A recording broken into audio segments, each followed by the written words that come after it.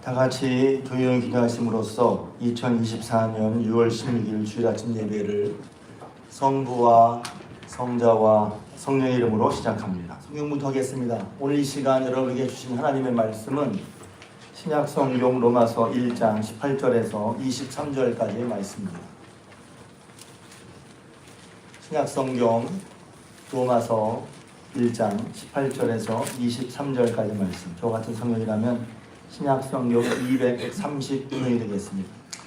할렐루야. 아멘. 할렐루야. 아멘. 오늘도 주임대에 나오신 여러분들에게 우리 하나님의 은혜와 사랑이 함께 하시길 주님의 축복합니다. 아멘. 옆 사람한테 인사할까요? 믿음으로 삽시다. 믿음으로 삽시다. 한 번 더 인사하겠습니다. 저는 믿음으로 삽니다. 저는 믿음으로 삽니다. 지난 2주간 동안에 저는 충북연에 제12기 감리사 연수로 북유럽을 다녀왔습니다. 또 하나님의 은혜로 여러 성도님들의 기도로 해서 힘든 여정이었지만 감독님을 비롯한 20분의 목사님, 사모님들이 무사히 건강하게 잘 다녀왔습니다. 주로 노르웨이를 다녔고 스웨덴, 핀란드, 에스토니아 등은 하루씩 다녀왔습니다. 여행 전에 설레는 마음도 없진 않았지만 항상 이게 약간 목사병, 직업병인 것 같아요. 여행 가는 동안에 혹시 교회나 목회에 빠뜨릴 일이 없을까 살피고 준비하느라고 마음이 참 분주했습니다. 그리고 이제 단체 연수를 준비하는 과정에 있어서도 여러 가지 복잡한 일들이 있었거든요. 이번 여행에서 제가 전체를 진행하는 총무 역할을 맡았기 때문에 여러 가지 부담감도 따랐습니다. 그리고 또 어쩌다 보니까 불가피한 사정으로 작년 올해 이태나 계속 연속해서 해외를 나가게 됐거든요. 어떤 분들은 한 번 가기도 쉽지 않은데 저는 2번을 가게 돼서 성도님들에게 미안한 마음도 들었습니다. 작년 미국 성지순례는 제가 감리사인 2019년부터 준비했던 것이고 또 지난주에 갔다 왔던 감리사 연수는 2020년에 가기로 돼 있었던 것이었는데 코로나가 생기는 바람에 뒤로 밀려서 공교롭게도 해마다 제가 해외 연수를 해외를 나갔다 온 상황이 되었어요. 갔다 와서 뭐 느낀 여러 가지가 있죠. 제가 이제 설교에 가끔가끔 말씀드리겠지만 제가 가보니 거기도 그런 세상이 있었었구나. 그리고 다시 한번 내가 모르는 이런 세상이 있었구나를 생각하면서 많은 걸 보게 되면서 다시 겸손한 마음이 들었어요. 내가 알고 보는 것이 다가 아니구나 하는 생각이 들었어요. 그래서 그런 은혜를 받고 왔습니다. 다시 한번 기도해 주신 분들께 또 이런 은혜를 허락하신 하나님께 감사를 드립니다. 몇 주 전에 웨슬리 회심 기념성회가 있었습니다. 웨슬리 목사님은 이제 감리교의 창시자라고 하는데 그 목사님이 회심한 것을 기념해서 이제 집회를 가졌는데 그 강사님 말씀 들으면서 제 마음에 깨달은 이런 마음이 생겼어요. 제가 그동안에는 하나님의 사랑에 대해서 많이 설교를 했는데 하나님의 진노와 심판에 대해서는 이야기를 많이 하지 않았구나 하는 생각이 들었어요. 하나님의 사랑은 아무리 말해도 그래서 성경의 찬송가에 보면 그 크신 하나님의 사랑 말로 다 헤매 못하네. 하늘을 두루마기 삼고 두루마리 삼고 바다를 먹물 삼아 다 쓸 수 없다 할 정도로 하나님의 사랑은 참으로 이루 말할 수 없는 것이죠. 그래서 저는 성도님들이 하나님의 사랑을 깨닫기를 간절히 바랍니다. 알고 느끼기를 바랍니다. 그러나 동시에 성경은 뭘 말하고 있냐면 하나님의 진노와 심판도 말하고 있단 말이에요. 어쩌면 하나님의 진노와 심판을 바로 알 때 하나님의 사랑도 더 올곧게 느낄 수가 있어요. 아이들에게 사랑만 주면 그 사랑이 얼마나 귀한지 모른단 말이에요. 딴 집에 가서 당해보고서 야 우리 엄마 아빠가 날 정말 사랑했구나 이렇게 알게 되는 것처럼 하나님의 사랑만 아는 게 아니라 하나님의 공의와 심판도 알게 될 때 어떤 의미에서 진정하게 하나님의 사랑도 알 수 있게 되는 거란 말이죠. 어쩌면 하나님의 사랑, 하나님의 진노 서로 맞지 않는 것처럼 보입니다. 물과 기름이 서로 섞이지 않는 것처럼 하나님 사랑이 하나님인데 진노의 하나님 그러면 하나님 아닌 것 같아요. 그래서 애써 우리는 한쪽을 부인하고 싶어요. 하나님 사랑이 하나님이 진노의 하나님은 아니야. 우리에만 그럴 수 있거든요. 그래서 저는 항상 이렇게 말할 때 성경대로 보자는 거예요. 성경대로. 아마 성도님 중에는 하나님 믿고 따를 때 상황이나 마음에 따라서 하나님의 사랑을 믿고 싶고 하나님의 사랑을 의지하고 싶은 분들이 있을 거예요. 맞죠? 틀리다는 게 아니에요. 근데 하나님의 사랑을 믿고 의지하지만 하나님의 진노, 죄에 대한 불의한 것에 대한 하나님의 진노를 믿지 않으니까 하나님의 사랑을 말하면서 때로는 너무 무감각하게 죄를 짓고 또 두려움 없이 하나님 경외 없이 여전히 죄 가운데 그냥 살아가는 경우도 있을 수 있단 말이에요. 또 한편으로 이거는 반대의 상황이 있어요. 하나님 무서운 하나님으로 죄 져서 어떡하지? 사실 죄를 의식하는 건 참 좋은 것입니다. 어떤 의미에서 그렇습니다. 죄책을 간다는 것은 참 좋은 거예요. 죄책감을 누려서 그 죄책에 사는 것은 결코 바라지 않죠. 그러나 죄책감을 느끼고 있다는 건 내가 살아있다는 거거든요. 근데 죄책감만 가지고도 또 문제인 거예요. 왜? 값없이 주신 하나님의 은혜를 알지 못하고 하나님의 사랑을 알지 못하고 하나님이 맨날 무서운 하나님 죄책감 속에 있어서 하나님께 나갈 수도 없고 하나님을 가까이지 못하고 구원해 주신 하나님의 은혜를 누리지 못하고 교회에 나왔지만 진정한 기쁨과 평화를 누리지 못하고 하는 사람도 있을 수 있단 말이에요. 그러니까 하나님 무섭기만 하니까 마음을 못 열어. 하나님 의지할 때 의지하면서도 도와주실까? 이런 의심만이 생기고 기도도 잘 안 돼. 왜? 하나님께 마음을 내놓지 못하니. 왜? 무서운 하나님이니까. 가까이 못하는 분들이 있을 수 있어요.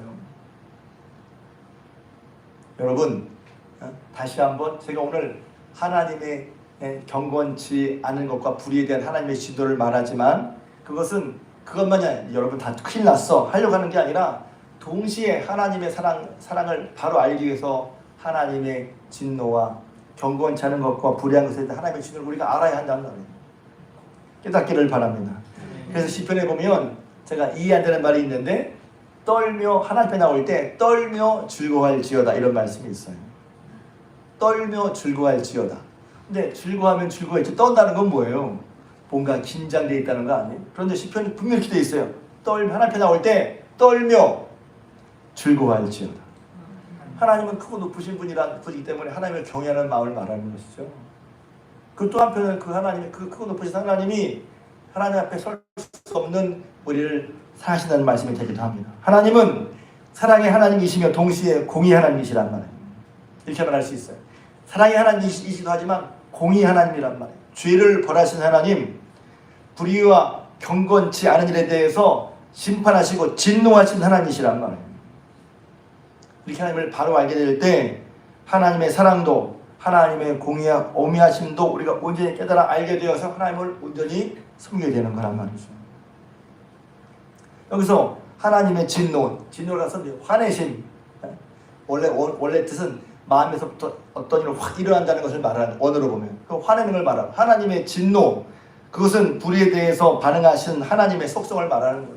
불의한 것에 대해서 반응하신 하나님의 속성이 바로 진노하심이란 말이에요.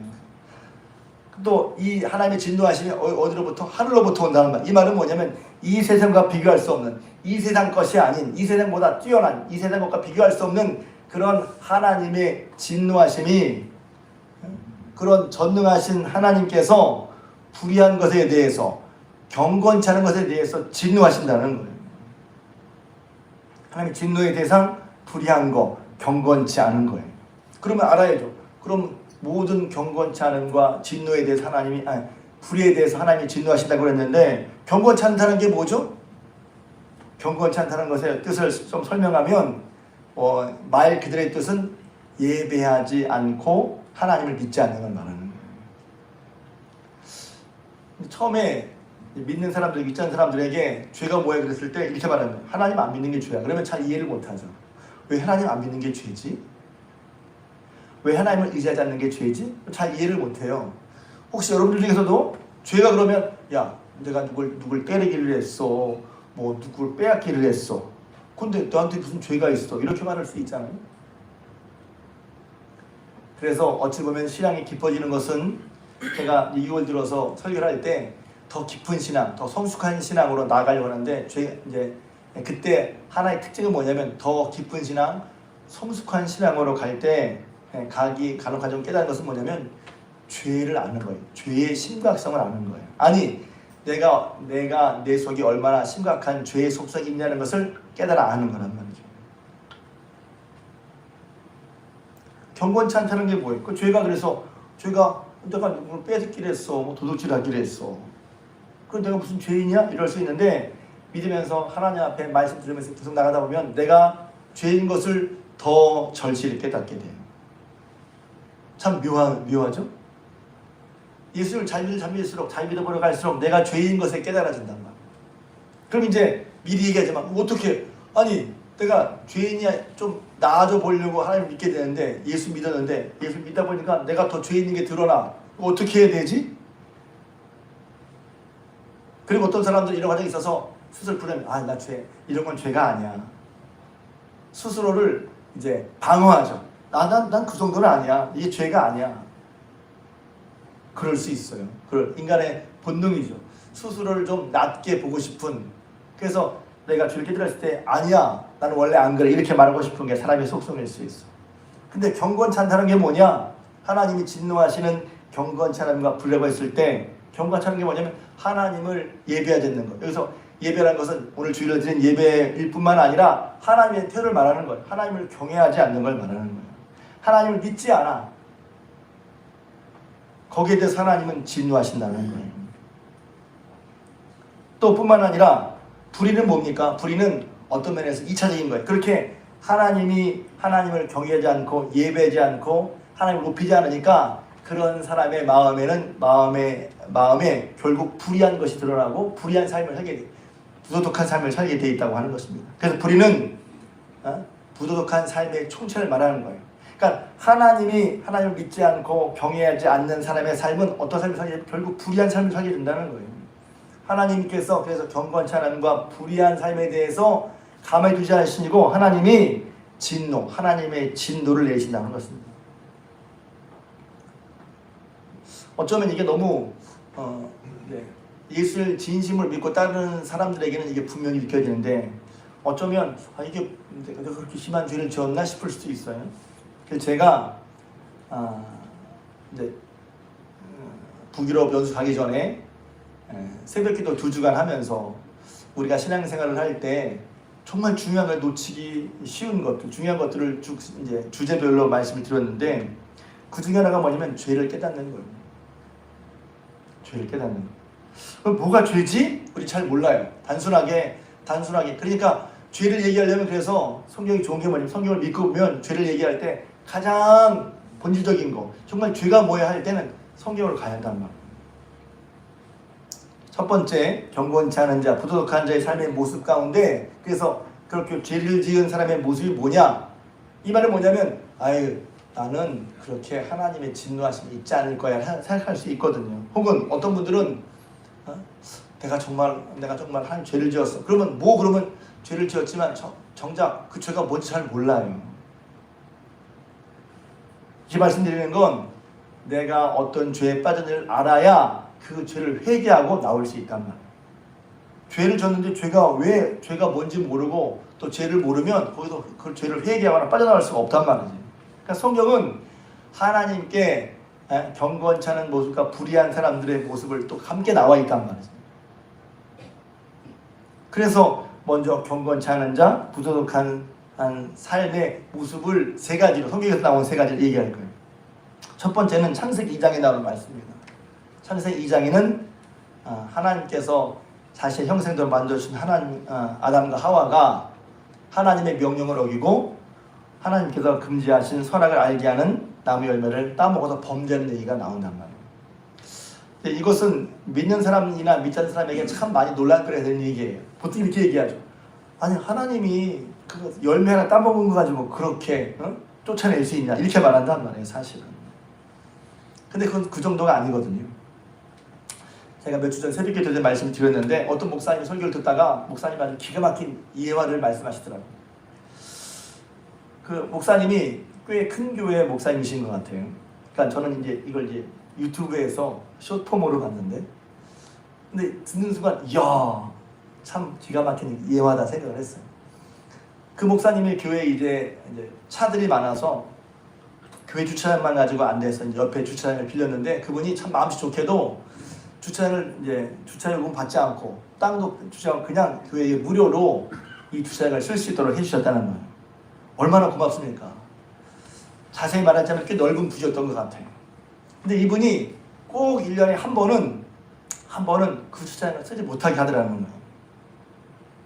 딱 1년에 365일 중에 하루, 그날은 이 주차장에 대지 마십시오 하는 거예요.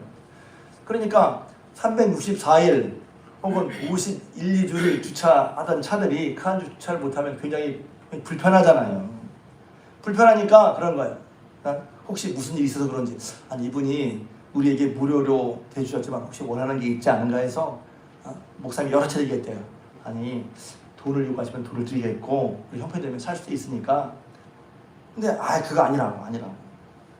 목사님이 궁금하더래. 아니 정말 좋은 뜻으로 교회에 그런 주차장을 빌려주고 쓰게 하신 것 같은데 왜 하루 못하게 하느냐는 거예요. 그 목사님이 물어봤대. 왜 그러시냐 그랬더니 이분이 씩 웃으면서 이렇게 말하는 거예요. 그래야 그 땅 주인이 저인 줄 알죠.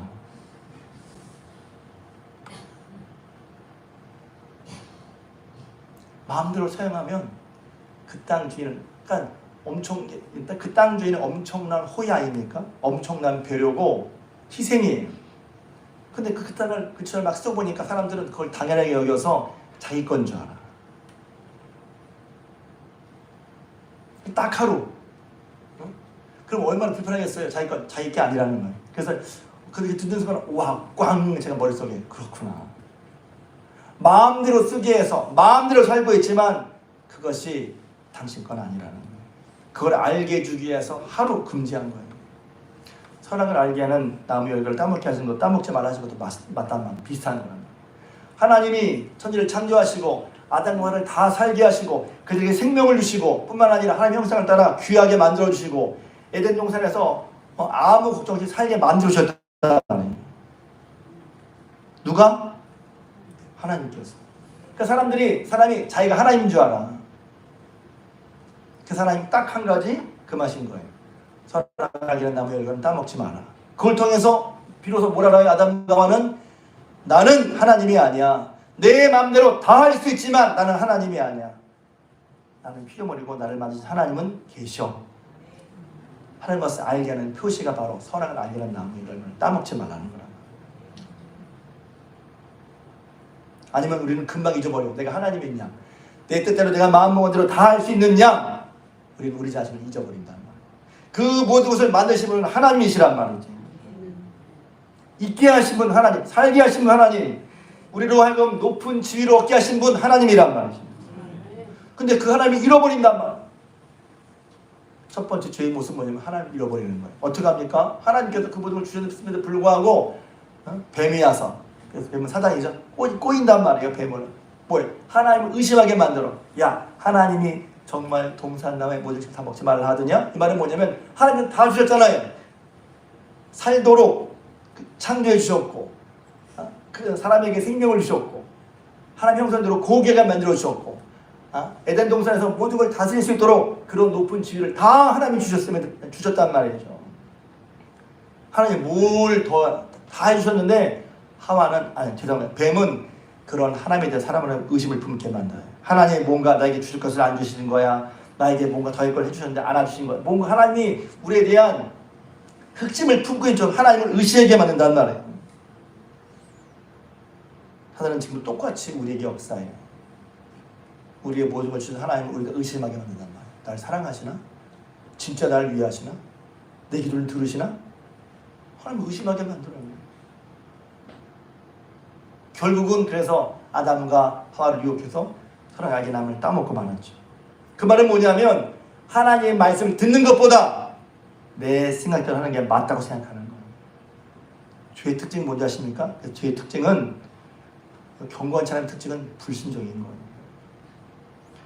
하나님 우리를 사랑하시고 우리를 가치 있게 만드시고 모든 걸 다 할 수 있음에도 불구하고 하나님을 의지하지 않고 하나님과 떨어져서 하나님과 상관없이 내 힘과 내 생각으로 사는 것이 하나님의 말씀을 따르는 것보다 낫다고 생각하는 것, 그게 죄의 시작인 거예요. 사람들은 모르지. 이렇게 말하면 그게 뭐가 죄인가? 그러니까 하나님의 더 깊은 믿음으로 갈수록 하나님의 말씀을 통해서 우리의 깊은 속을 봐야 한단 말이에요. 그래서 그것은 다른 거 뭐냐면 교만한 거예요. 하나님께로 났는데 하나님부터 우리가 났어. 그런데 자기 스스로 난 줄 알고 하나님은 없다고 생각하고 하나님 말씀을 듣지 않고 하나님과 떨어져서 뭘 할 수 있다고 생각한단 말이죠. 하나님을 의지해야 된다는 말이죠. 그것이 경건천의 모습의 첫 번째 모습입니다. 하나님과 떨어져서 하나님께 벗어나서 하나님의 말씀을 듣지 않고 내 생각이 더 맞다고 생각하는 것. 그게 교만과 불순종은 참으로 심각한 경건찬양이란 말이에요. 그래서 선악을 알게 하는 나무를 따먹은 것이 그렇게 큰 문제가 되는 거예요. 좀 어려운 말로 내 존재의 근거를 부인하는 거예요. 내 스스로. 하나님께로부터 났고 하나님께서 모든 좋은 것을 받았음에도 불구하고 그런 하나님을 인정하지도 않고 따르지도 않고 의지하지도 않고 인정하지도 않는 그런 자세, 태도. 그래서 불순종하고 하나님 생각보다 내 생각이 낫다고 하니까 불순종하는 거죠. 명령을 거역하는 거란 말이에요. 교만. 그것이 첫 번째 경건찮은 모습이랍니다. 두 번째 경건찮은 모습은 그래서 그렇게 하나님을 떠난 아담과 하와에게 나는 가인에게서 본단 말이에요. 창세기 4장에 보면 아담과 하와가 가인과 아벨을 낳죠. 근데 하나님께서 가인의 제물 예배는 받지 않으시고 아벨과 아벨의 제물을 받으셨어요. 전사님 요새 제가 없는 동안 새벽기도 준비하면서 창세기 말씀 열심히 지금 준비해서 말씀하고 계시는데 전하고 계시는데 그런데 보세요. 제 오늘 말씀은 그거 왜 받고 안 받느냐가 아니라 그랬으면 예배를 받지 않은 가인은 어떻게 생각했어요? 하나님 왜 예배를 받지 않으셨지? 내가 뭘 잘못했나? 사실을 돌아봐야 되잖아요. 그런데 가인이 어떻게 했어요? 안색이 변했어요. 뿐만 아니라 자기보다 하나님이 인정해준 아벨을 미워했어요. 그 결국은 아벨을 죽이고 맙니다. 뭐죠? 그래서 사람들이 이것을 가인 컴플렉스라고 해요. 왜? 나보다 더 잘하고 더 인정받는 사람을 칭찬해주고 인정해주는 것이 아니라 그를 미워하고 죽이고 싶은 마음이랍니다. 여러분보다 잘하는 사람, 잘 나가는 사람 인정하고 칭찬합니까? 아니면 싫어하고 미워합니까? 교회에서 칭찬받고 수고하는 사람이 박수 쳐줄 때 여러분 진정 같이 박수 쳐줍니까? 아니면 다른 마음입니까? 경건찬양의 두 번째는 하나님 앞에 칭찬받거나 혹은 일반적으로 잘하고 뛰어난 사람들을 인정하지 않으려고 하는 마음이에요. 시기하는 마음이고 미워하는 마음이에요. 유명한 얘기죠. 그 요한일서 3장 10절을 보면 이렇게 되어 있습니다. 가인같이 하지 말라. 그는 악한 자에게 속하여 그 아우를 죽였으니 어떤 이유로 죽였느냐? 자기 행위는 악하고 그 아우의 행위는 의로움이니라. 참 묘하죠. 사람의 마음이 그런 거예요. 왜? 이런 마음이 왜 이렇죠? 성경은 그 이유를 말하고 있단 말이에요. 성경 읽어보면 우리 마음속에 깊은 곳을 성경에 말해주고 있어요. 왜 잘하는 사람, 나보다 뛰어난 사람을 왜 인정하기 싫어하죠? 죄란 말이에요. 그래서 마찬가지예요. 다 하나님을 받고 살지만 우리 마음속에 죄의 속성이 남아있어서 교회에서 하나님을 위해 뛰어나게 일하는 사람들, 칭찬하는 사람들에 대해서 다 인정하고 존경하는 얼마나 좋겠냐면은 뒤에서 수근수근 싶다거리는 사람이 있을 수도 있단 말이죠. 인정하지 않고 미워해요. 왜 미워하지? 나보다 잘하니까. 왜 싫어하지? 나보다 뛰어나니까. 그럴 수도 있다는 거예요. 그러니까 잘하는 사람에 대해서 인정하기 싫어합니다. 하나 인정을 받은 사람에 대해서 가인이 자기를 돌아보고 회개하고 나도 저렇게 해야 되겠다 이런 마음이면 좋겠지만 그렇게 하지 않고 어떻습니까? 불의한 자의 모습, 경건한 자의 모습, 하나님께 인정받는 사람에 대해서 시기와 질투, 미움을 가진단 말이에요. 자기보다 더 낫고 잘하는 사람들에 대해서 미워합니다. 제가 예전에 한번 제 마음속에 시기에 대한 말씀을 한 것이 있잖아요. 그러면서 말씀드린 적이 있어요. 어떤 분의 어떤 교회 하면서 막 일어났는데 제가 거기 함께 기뻐하지 못하고 있더란 말이에요. 제 속으로 왜냐면 거기 기뻐하지 못하지? 제 속을 보니까 묘한 경쟁의식, 내가 더 낫고 내가 더 인정하고 싶고 그런 모습이 제 속에 똑하게 자리 잡고 있어서 제가 기도하고 회개하고 하나님께서 또 말씀 주셔서 저와 같은 그런 고민을 가진 목사님들이 이전에 있으셨더라고요, 보니까. 그분 고민하는데 하나님이 이렇게 말씀하셨대. 야, 너는 그밖에 기도 못하냐? 그 목사님에서 축복해 주어라. 제가 그 말씀 듣고서 그렇구나. 내가 혹시 나도 모르게 시기하고 또 나도 모르게 잘 되는 것이 미워했던 그런 사람을 위해서 더 기도해 줘야 되겠다. 여러분이 시기에 대해서 혹시 미운 인상이 있다면 그 이유가 그 사람이 나보다 잘해서 잘나서 잘 행해서 칭찬받아서 내가 그 사람을 미워한다면 여러분 그것이 바로 경건치 않은 모습인 것을 알고 돌이켜 회개해서 하나님을 기쁘시게 하는 마음으로 오히려 그 사람을 축복해 주실 수 있는 여러분 되시길 주님의 이름으로 축복합니다. 경건치 않은 모습이 그런 거란 말이죠. 세 번째 경건치 않은 모습은 똑같이 창세기 4장에서 가인의 6대손 6째 내려온 람에게 나타납니다. 람에게 이렇게 말합니다. 창세기 4장 23절에 람에게 아내들에게 이르되 아다와 실라여 내 목소리를 들으라. 람에게 아내들이여 내 말을 들으라. 나의 상처로 말미암아 내가 사람을 죽였고 나의 상으로 말미암아 소년을 죽였도다. 가인을 위하여는 벌이 7배일진데 람액을 위하여는 벌이 77배 1로다 하였더라. 이게 무슨 말이죠? 사람을 죽여놓고서 자기가 상처받아서 내가 마음이라 사람을 죽였다는 거예요. 소년도 죽였다는 거예요. 얼마나 흉악한 일입니까? 근데 그것에 대해서 자기 자신이 지른 일에 자기 자신이 저질 일에 대해서 그 흉악한 일에 대해서 뉘우침도 없고 또 죄책도 없어요. 죄를 짓고도 뻔뻔하단 말이에요. 여러분 저는 이 말씀 들으면서 참 이 시대가 그렇구나. 아니 조금 심하게 우리가 그렇구나. 죄를 지었는데 죄를 짓고도 뻔뻔하잖아요. 그래서 제가 죄책을 느끼는 건 좋다고 하는 말씀이 건강하다는 말이 바로 그런 거예요. 죄를 지었으면 죄에 대한 당연한 죄책이 있어야 돼. 그런데 죄를 짓고도 뻔뻔해. 부끄러움을 느끼지 않아. 응? 잘못도 인정하지 않아. 뉘우치지도 않아. 죄를 지으면 뉘우치지 않고 뻔뻔한 모습이라는 거예요. 가끔 뭐 일상적인 그런 모습이 흐를 수 있지만 뉴스에 보면 죄를 지은 사람의 모습이 나타나잖아요. 거기에는 그 단면으로만 그 단면적인 것으로만 설명되지 않는 많은 것이 있을 수 있지만 죄를 짓고도 뻔뻔해.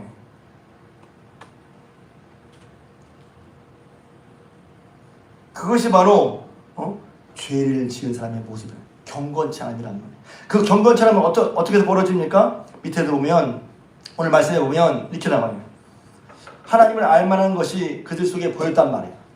여기서 말하는 것은 사도 바울이 로마에 있는 교회에 편지를 하면서 일반적인 얘기를 하는 거예요. 하나님을 모르는 사람들, 이방인들. 저 여러분들도 처음에 하나님을 몰랐죠. 지금은 하나님을 알고 있지만. 그런데 하나님을 알만한 것이 그들에게 보였다는 거예요. 왜? 하나님은 보이지 않죠. 하나님이 보이지 않고 하나님의 신성과 능력이 보이지 않지만 그분이 창조하신 만물에 하나님이 영원하신 능력과 신성이 보였다는 거예요. 하나님이 볼 수 없지만 하나님이 만드신 만물에 보면 우와! 그래서 하나님 안 믿는 사람도 조물주란 말을 쓴단 말이에요. 크리에이터, 창조하신 분, 만드신 분. 저절로 된 게 아니라 나도 모르게 내 속에서 야 저거 누가 만들었지? 하나님 모르는 사람도 그렇게 한단 말이에요. 왜? 보이는 것이 너무 신비롭고 놀랍단 말이죠. 노르웨이에서 주로 노르웨이는 경치를 보러 가 젊은 사람은 재미없다고 하지만 우리 목사님 다 나이가 들어서 노르웨이 보면서 입이 떡 벌어져 우와 막 하면서 경치를 보면서 나도 모르게 와 저거 누가 저렇게 만들었지? 왜? 사람으로서 만들 수 없는. 그래서 하나님이 보이신 만물에 하나님 만드신 만물에 하나님 보이지 않지만 하나님 만드신 것을 통해서 우리는 그 만드신 분이 얼마나 영원한 능력이 있고 신성이 있는지를 알게 된다는 거예요. 그렇다면 그렇게 하나님 만드신 것을 통해서 보이지 않는 하나님의 신성과 능력을 알았다면 그것은 어떻게 돼? 그런 하나님께 영광을 돌리고 감사하는 게 마땅하다는 거예요. 저 여러분 처음에 몰랐지만 하나님 알게 되면서 이 모든 것이 하나님께로부터 된 것이구나를 알게 될 때 우리가 해야 될 마땅한 태도 하나님께 영광을 돌리는 거예요. 그게 예배하는 거예요. 예배는 그냥 말씀 듣는 것 중요하지만 하나님에 대한 우리의 자세를 말하는 거예요. 하나님을 경외하는 태도, 하나님 함부로 하는 태도, 하나님을 공격하는 태도를 말하는 거예요. 왜? 하나님 같은 분 이렇게 놀라운 것을 만드시는 하나님 하나님을 직접 본 적 없지만 하나님의 어떠하시니 영원하신 능력과 신성이 그가 만드신 만물에 보여서 하나님 이런 분이시니 그 하나님을 경배하고 영광을 돌리는 것. 두 번째는 이걸 만드셔서 우리에게 주셨구나. 두 번째는 감사가 우리에게 있을 당연한 모습인데 그들이 하나님을 인정하지 않고 영원롭게 하지도 않고 감사하지도 않았기 때문에 그 마음이 미련해지고 허망해졌다는 거예요. 그래서 하나님을 인정하지 않으니까 또 하나님을 그 마음에 하나님이 없으니까 그 결과가 불의하고 부도덕한 삶을 하겠다는 거예요. 잘 들으세요. 일반적으로 도덕을 얘기할 때 이렇게 살아야 한다, 이렇게 해야 한다를 얘기하죠. 그것도 나쁘다는 게 아니에요. 그런데 그런 부도덕한 삶을 바꾸고자 할 때 혹은 새롭게 하고 내 인생을 바꾸자고 할 때 도덕을 가르쳐서가 아니라 성경은 뭐라고 말하면 하나님을 알라는 거예요. 하나님을 받아들이라는 거예요. 이런 부도덕한 삶이 하나님을 경건치 않음과 그로 말하면 불에 나왔으니 이것을 회복하는 길은 인간이 도덕을 가르쳐서 철학과 예술을 해서 사람스럽게 하는 것이 아니라 오히려 방법은 뭐냐면 하나님을 알고 하나님을 받아들여야 된다는 거예요. 그 방법이 아니고는 하나님을 우리를 만드신 우리 있게 하신 하나님을 잃어버리고 하나님과 멀어져서 경건치 않음과 불에 빠진 우리를 새롭게 할 방법은 없다는 거예요. 그래서 지지난 주일이죠. 제가 연수하기 전에 오예배를 드렸을 때 오예배 때 그랬어요. 믿음이 뭐지? 믿음은 바로 하나님 의식이란 말이에요. 하나님을 의식하는 거. 하나님이 계시구나. 하나님을 의식하는 게 믿음이란 말이에요. 예배 때만이 아니라 어느 때는 하나님이 계신다. 그런데 어리석은 자들, 미련한 자들은 그 마음과 사상에 하나님이 없다고 한다는 말이에요. 그 마음과 사상에 하나님이 없다고 한다는 거예요. 그래서 자칫하면 정책 얘기 될 수 있겠지만 그게 아니라 유물론이 그 공사는 유물론이잖아요. 하나님 없다는 거예요. 물질밖에 없다는 거예요. 인간이 노동으로 해서 벌어진 그런 재원을 만드는 건 중요한 역할이에요. 그런데 그것이 아니라 밑에 뭐가 있냐면 하나님은 없다는 거예요. 육체와 물질만 있다는 것입니다. 그렇게 하나님 없다고 했을 때 시편에 보면 악인은 그의 교만한 얼굴로 말하기를 여호와께서 이를 감찰하지 아니하신다. 그의 모든 사상에 하나님이 없다 하나이다. 그 사상에 하나님이 없다는 것을 급오를 하고 있단 말이에요. 사상에 하나님 없어. 시편 14편 또 53편 1절에 보면 어리석은 자는 그 마음에 이르기를 하나님 없다 한다는 거예요. 어리석은 자는 그 마음에 이르기를 하나님 없어. 하나님 없다고 하는 그 마음 자체가 어리석은 자라는 것이죠. 그들은 어떻습니까? 그들은 부패하고 그 행실이 가증하니 선행하는 자가 없도다. 부패하고 가증한 것이 뭐인 것 있어요? 하나님을 마음에 두지 않은 거, 하나님 없다고 하는 거, 하나님 의식 없이 살아갈 때, 하나님 경외 없이 곧 경건치 않으로 살아갈 때 그런 사람의 결과는 뭐냐면 불의와 부패, 행실이 가증한 삶을 하게 된다는 것입니다. 시편 36편 1절에 악인의 죄가 그의 마음속으로 이르기를 그의 하나님을 두려워하는 빛이 없다. 그러니 하나님이 없고 하나님을 경외하니 마음이 부패하고 가증한 일을 행하고 마음속에 하나님을 두려워하지 않아요. 그게 경건치 않은 사람의 모습이란 말이에요. 그래서 하나님을 알만한 것이 분명히 보여졌음에도 불구하고 하나님을 영원롭게 하지 않고 하나님께 감사하지도 않고 생각이 허망해져서, 허망한 것은 무엇입니까? 하나님을 알지 못하고 영광 돌리지 않으니까, 감사하지 않으니까 대신 다른 무가치한 것이 마음을 가득 찬 상태를 말하는 거예요. 허망한 게 뭐예요? 하나님이 살게 하시고 하나님 있게 하시고 우리를 같이 하시는데 그 하나님을 없다고 하니까 하나님께 영광 돌리지 않고 감사하지 않으니까 하나님 의식이 없으니까 그 대신에 하나님은 다른 것이 내 마음을 가득 채운 상태가 허망한 상태라는 거예요. 그 하나님 없는 사람은 다른 것에 가득 차 있어요. 그것이 뭐냐면 우상이란 말이에요. 우상. 하나님이 아닌데 하나님인 것처럼 나를 가득 채우고 있는 거. 그러니까 그런 마음으로 험한 것이 채워진 사람들은 결국 마음이 미련해져요. 왜? 정말 나를 있게 하신 분, 나를 살게 하신 분, 우리의 위치를 높게 하신 분 하나님인데 그 하나님이 없으니 다른 허망한 것으로 내 마음을 채우고 있고 거기에 따라 살아가니까 그 다음에 마음이 뭐예요? 어두워져. 제대로 이력이 없고 분별력이 없어요. 뭐가 중요한지를 모른다는 거예요. 왜 예배를 드리는 게 중요하고 왜 믿음을 지키는 게 중요한지 잘 와닿지가 않는 거예요. 왜? 마음에 허망한 것이 가득 차 있어서. 그럼 어떻게 해야 되죠? 그 뒤에 보면 한 가지 더 얘기해야 돼. 그 결과 우리가 읽지 않았지만 그 뒤에 그러므로 24절 뒤에 보면 그러므로 하나님이 그들을 마음에 정욕대로 내버려두사 하나님을 마음에 두지 않고 하나님이 없이 사는 사람들의 마음은 뭐로 차지하면 더러움에 24절에 26절 부끄러운 욕심에 또 28절 그 상실한 마음대로 내버려 두어서 어떻게 살합니까? 그 결과가 하나님을 모시지 않으니까 우상 숭배합니다. 정욕대로 살아갑니다. 더러운 것이 더러운지 모르고 살아갑니다. 부끄러운 욕심대로 살아갑니다. 그 결국 하나가 동성애예요. 동성애를 멋있게 포장하는 게 있죠. 그럴 수 있다고 쳐요. 그러나 성경은 뭐라고 말하고 있습니까? 그들이 하나님을 이 때문에 하나님께서 그들을 부끄러운 욕심에 내버려 두사 여자들도 순리대로 쓸 것을 영리로 바꾸었으며 그와 같이 남자도 순리대로 여자 쓰기를 버리고 서로 향하여 음욕이 부릴 듯함에 남자와 더불어 부끄러운 일을 행하였단 말이에요. 이런 모든 일들이 하나님을 인정하지 않는 불경건한 일에서 벌어진다는 거예요. 이런 일들이 도덕으로 가르친다고 철학으로 그것이 너는 도움을 주지만 그것도 되지 않는다는 거예요.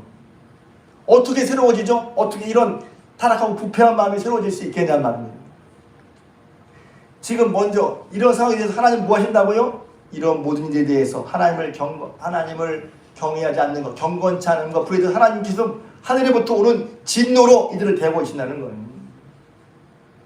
이것은 나는 안 그렇고 저 사람들만이 아니라 우리도 그랬었다는 거예요. 여러분들도 그랬어요. 예수 믿기 전에. 이 모든 것을 이렇게 경건치 않음과 불의에 대해서 왜? 하나님과 멀어져서 하나님과 떨어져 생긴 이 모든 것을 하나님 앞에 오지 않으면서 인간이 자기의 노력과 수고로 이것을 해결하려고 해도 되지 않는다는 것입니다. 어떻게 되죠? 하나님을 다시 만나요. 하나님 만나는 것은 뭐입니까? 예수님을 마음에 영접하는 거예요. 예수님을 믿는 거예요. 예수를 믿는 게 머리로 배운 거 아니라 우리가 마음으로 정말 하나님을 예수 그리스도를 영접하는 거란 말이에요. 나의 주, 나의 하나님으로 예수님을 내 삶에 모셔두는 걸 말하는 거예요. 공부해서 머리가 좋아서가 아니라 하나님의 아들 예수님이 계시고 그 우리님이 오셨음을 내가 알고 그 예수님을 내가 진심으로 내 인생의 주인으로 나의 주, 나의 하나님으로 모셔드리는 것이 바로 믿음이란 말이죠. 이것이 모든 불의와 경건치 않음에서 벗어나는 유일한 방법, 하나님의 방법이란 말이에요. 예수 믿는 것이, 예수를 마음에 영접하는 것이, 예수님을 내 주로 고백하는 것이 이 중요한 거예요. 이래서 왜? 예수님은 보이지 않는 하나님의 형상이란 말이에요. 예수님을 모셔드릴 때 우리가 보이지 않는 하나님의 형상을 모셔드리고 우리 속에 그 순간 예수님을 진정으로 믿음으로 고백하는 순간에 우리 속에는 아무것도 아닌 것처럼 보이지만 우리 마음속에는 하나님의 형상이 비로소 회복되기 시작하는 거란 말이에요. 그래서 예수님을 믿는 게 중요한 거예요. 믿는 게 영접하는 게 중요한 거예요. 예수님이 정말 계신 것을 알고 예수님이야말로 모든 불의와 경건치 않음에 대한 하나님의 뜻에서 벗어나는 유일한 길이라는 것을 알고 그 예수님을 내 주 나의 하나님으로 믿음으로 영접하고 받아들이는 거. 어떤 분은 제가 예를 그랬거든요. 에이, 믿음을 받는 게 뭐가 효과가 있어? 살아야지. 맞아요. 제가 처음에 이렇게 생각했어요. 믿음으로 그걸 받았음에도 불구하고 믿음으로 구원받는 거랑 행위는 서로 관계가 없다고 생각했어요. 내가 그때는 뭘 두자면 내가 마음만 먹으면 행위를 할 수 있다고 생각했단 말이에요. 그런데 믿음을 가져다 먹을수록 내 힘으로 안 되는 것을 깨닫게 돼요. 내 죄성을 더욱 깨닫게 된단 말이야. 그런데 성경은 분명히 말해주고 있는데 왜? 하나님과 멀어지는 것을 우리 힘으로 회복할 수는 없단 말이야.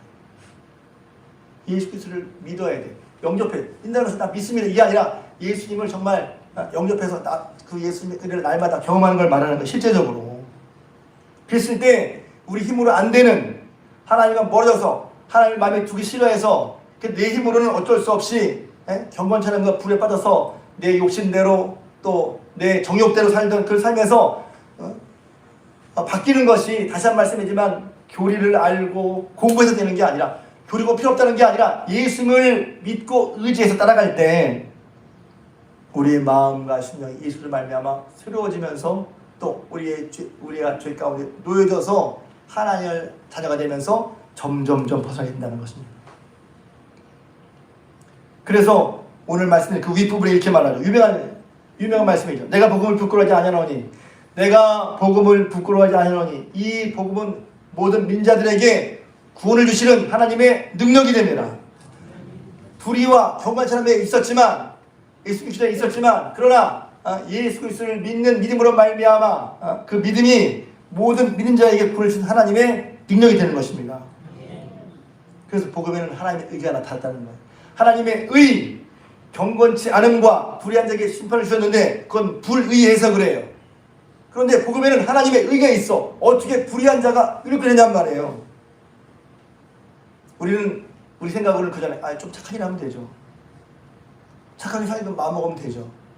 이걸 잘 지키면 되죠. 율법으로 지켜도 되지 않나는. 왜? 율법으로는 죄를 깨달을 뿐이고 우리는 금방 또 하나님 없이는 예수 그리스도로 말미암아 하나님을 영접하지 않고는, 하나님을 모시지 않고는 우리 힘으로 하나님을 떠나서는 안 된단 말이에요.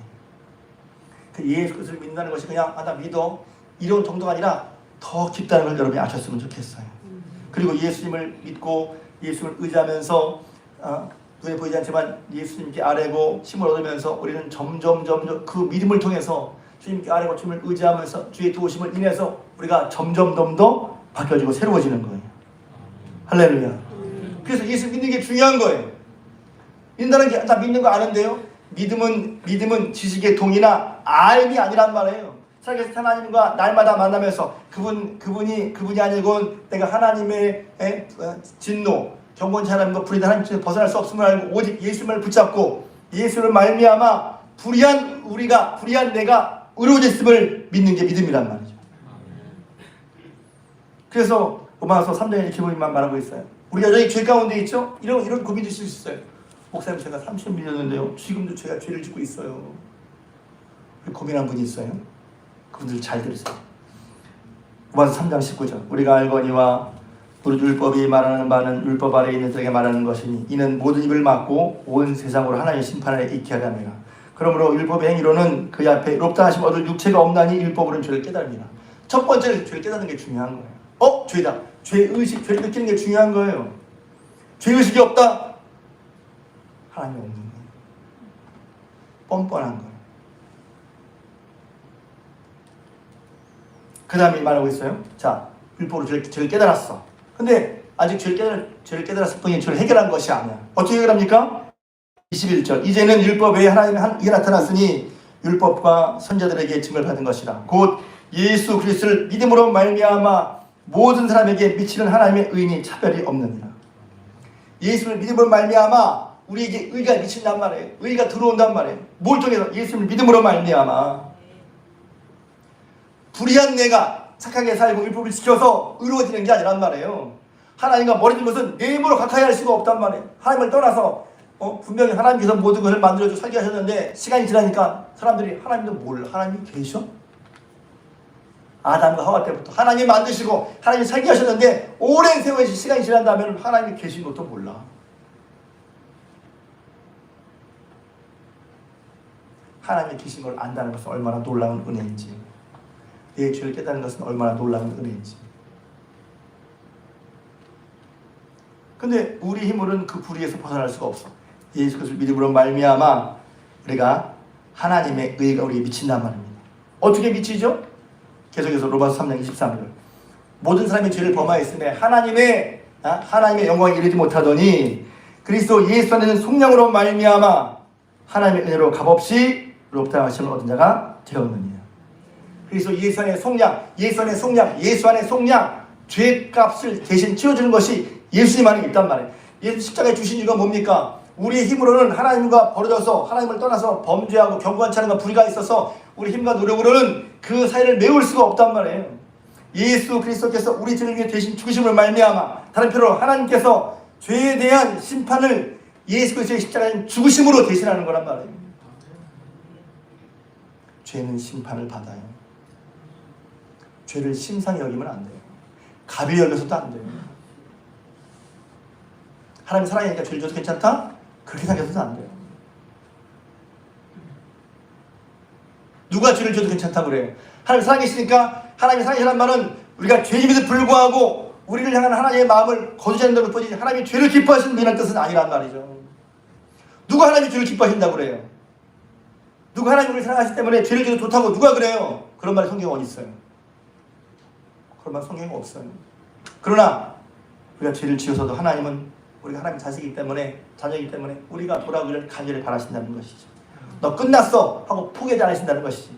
기다리고 또 기다리신다는 것이지. 돌아오면 얼른 받아주시고 기뻐하신다는 것이지. 어떻게 하나님의 간격을 회개할 수 있어요? 하나님의 경고한 찬양과 불에서 오는 하나님의 모든 진노에서 우리가 어떻게 벗어날 수 있냐고요. 예수 그리스도를 믿음으로 말미암아 하나님의 의가 우리에게 미치게 되고, 뿐만 아니라 그분 안에 있는 속량, 예수님께서 자신 죄가 없으시지만 죄값을 다 치러주셨다는 말이에요. 속량으로 말미암아 하나님의 은혜로 값없이 우리가 희생이나 치르지 않고 예수님의 희생을 통해서 우리는 값없이 의롭다함을 얻은 자가 되었단 말입니다. 할렐루야. 이것을 믿는 것이 믿음이고, 그렇기 때문에 구원은 예수님 외에는 없단 말이에요. 그리고 구원 다음에 죄를 지어. 그러면 나 구원은 또 죄를 지었네. 그래, 우리 연약함이지. 그러니까 죄를 깨달을수록 더욱더 예수님을 붙잡고 의지할 수밖에 없단 말이에요. 예수 믿고 구원받는 얘기는 구원받는 처음에만 그런 게 아니에요. 앞으로 가면 갈수록 더욱더 우리는 예수 그리스도를 의지할 수밖에 없죠. 왜? 우리 연약함, 우리 죄성을 보고 있거든. 여전히 나보다 작은 사람을 미워하고 나보다 난 사람을 인정하지 않으려고 하는 마음과 하나님께 멀어지려고 하는 마음, 내 힘으로 하나님을 의지하지 않고 내 힘으로 내 생각이 더 맞다고 하는 마음으로 말씀대로 순종하지 않는 그런 마음도 여전히 우리 가운데 있잖아요. 그것이 하나씩 둘씩 깨달아진단 말이에요. 그러니까 이거 뭐지 하고 놀라고 다시 하나님께 예수님을 붙들고 내 죄를 용서함 받고, 뿐만 아니라 그 깨달았으니 다시 한번 내 생각과 내 방법을 내려놓고 주님과 가까이하면서 주님 말씀대로 하려고 하는 그런 모습이 우리 가운데 계속 나타나는 것이죠. 그것이 경건한 자의 모습이란 말이에요. 경건한 자는 죄가 없는 자가 아니에요. 죄를 깨닫고 그 죄 때문에 내 힘으로 되지 않는 것을 알아서 더욱더 예수 그리스도를 의지하고 가까이 하는 사람. 그러니까 찬송가 말씀대로 세월 지나갈수록 의지할 것뿐이라는 게 바로 그 말씀입니다. 세월 지나갈수록 우리는 예수 그리스도를 더욱더 깊이, 더욱더 많이 온전히 의지할 수밖에 없어요. 그래서 예수님의 죄 용서를 받고 예수의 도우심을 힘입어서 이제 말씀대로 또 한 번 벗어나는 것이죠. 할렐루야. 그런즉 자랑할 때가 어디 있어요? 무엇을 자랑해요? 무슨 법이냐, 행위냐, 내가 잘했다, 그걸 자랑할 게 아니라 오직 우리는 믿음의 법, 예수 그리스도를 자랑해야 할 줄로 믿습니다. 구원 얻는 것은 예수님밖에 없고 의롭다는 것은 예수님밖에 없어요. 그 모든 경건치 않은 그 불의에 대한 하나님의 진노에서 우리가 구원받을 것은 오직 예수 그리스도밖에 없단 말이죠. 그래서 그리스도를 믿고 따라가는 것이 복되고 놀라운 은혜인 것을 믿으시기 바랍니다. 와, 예수는 이게 그런 것이었어? 예수 믿으면서도 하나님의 진노가 어떤 것인지 모르고 그 진노에서 구원받는 것이 그 구원하신 것이 얼마나 놀라운 것을 모른다면 어떤 의미에서 진정한 신앙생활 안 될 수 있어요. 왜? 너무 쉽게 여기거든. 예수 믿는 걸 너무 가볍게 생각하거든. 그냥 띄웠다 붙였다 마음대로 생각하거든. 그럴 수가 있는 게 아니잖아요.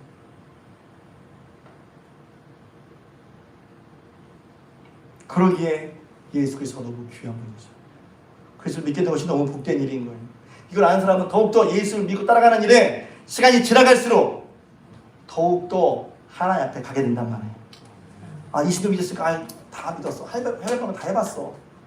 교회에 대해서 줄 따르는 거에서 관심이 없고 이제 다 안다는 식으로.